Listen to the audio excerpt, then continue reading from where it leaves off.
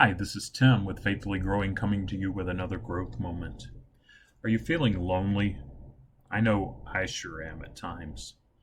This winter, particularly with the pandemic, so many of us are walking around lonely, thirsty for community and connection.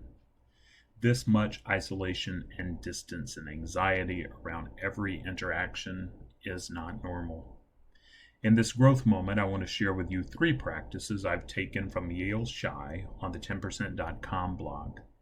These 3 practices each stand on their own, but can also be combined together in a single meditation session or just when you're sitting on your couch, and can over time become a kind of second nature.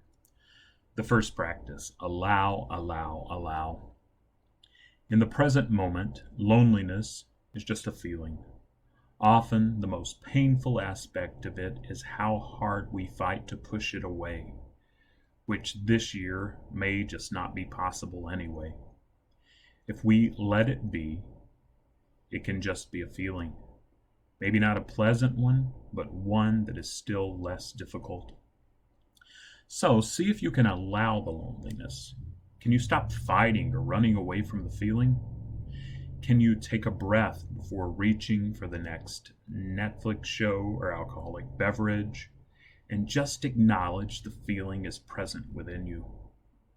I know it feels awful, but like a tantrumy child, the loneliness wants to be seen and felt and won't leave you alone until it is. It helps me to say loneliness is here rather than I am lonely. It leaves room for other feelings that might also be present. It implies that loneliness might not be here after the passage of time. It gives it room to breathe. Number 2, turn to the body. Once you've made some space for the loneliness to exist, the next step is to turn toward it, but maybe not the way you think. One meditation teacher used to say that the mind is a terrible receptacle for suffering. It tries to solve suffering with logic, bouncing it back and forth, supplying arguments and counter-arguments until you feel like you want to scream. The body, on the other hand, can hold a tremendous amount of suffering and transform it to healing and growth. This doesn't have to be esoteric.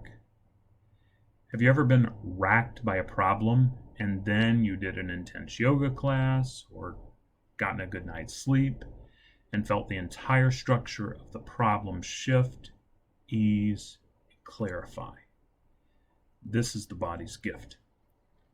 So when you find yourself feeling lonely, ask yourself the questions: how do I know? What signals is my body sending me? Where do I feel loneliness in the body? In my case, I often feel loneliness like a vacuum of emptiness in the pit of my stomach.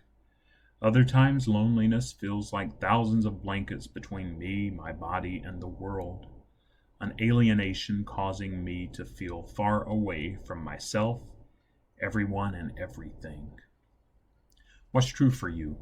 Drop into your sensations and stay with them as long as you can. Allow the breath to soften and cradle the feelings. This may be difficult, so treat it as an act of self-love and self-care, and be very, very gentle with yourself. See if anything begins to shift or settle for you. And finally, notice the stories. Are you allowing and looking and feeling? You might notice some thoughts come up in your mind as you're allowing, like stories we tell ourselves all the time. Even if the reason we're lonely is because we are separated from our loved ones because of the pandemic, we might still replay our inner critic's greatest hits. Some of my favorites: stories that tell me there's something wrong with me, or no one understands me, or this is how it's always going to be. When I believe stories like these, I can fall down a spiral of gloom and doom in my mind, producing even more loneliness. So the key is, with mindfulness, to notice the stories without necessarily believing them. You don't have to make them go away. You don't have to notice that it's a loneliness story, not get into whether it's true or not, and instead come back to the body and what's happening right now. Eventually, this will become second nature. You'll hear a loneliness story in your mind and you'll intuitively come back to the body. Over time, as you put distance between you and your stories about yourself, you may notice a greater capacity to be with your own heart and with life itself. I encourage you to try these 3 practices whenever you find yourself lonely.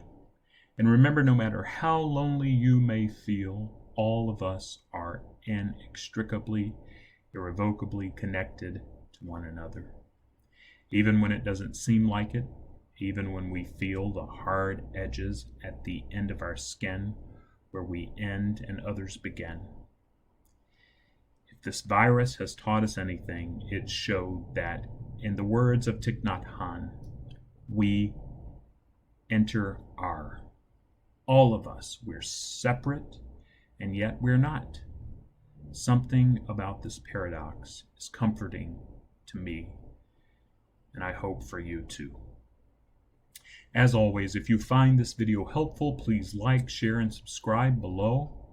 And I look forward to what lies ahead as we all continue to faithfully grow.